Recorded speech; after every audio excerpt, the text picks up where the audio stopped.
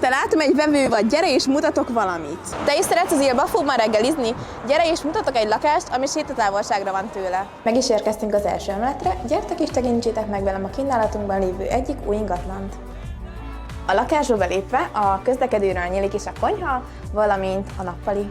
A keleti tájalási konyhában a burkolatok nemrég újultak meg.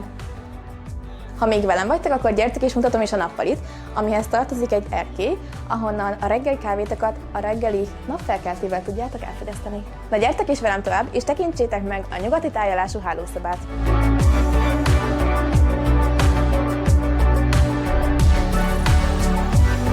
Visszatérve a folyosóra, mögöttem található a fürdőszoba, mellettem pedig a mellékhelyiség, valamint a spajz.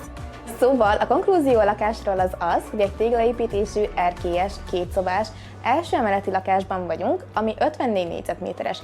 A nyilázárók megújultak, a fűtését pedig gázkonvektorok biztosítják. A hipotézisem az ingatlannal kapcsolatban pedig az, hogy ezt hamar el fogják kapkodni, szóval ha nem szeretnél róla lemaradni, akkor keres minket. Ha tetszett a videó, akkor lájkold, ha van olyan ismerősöd, akinek szerinted érdekes lehet, akkor oszd meg vele, minket pedig kövess be, mert Topline ingatlan, profizmus az ingatlanok piacán.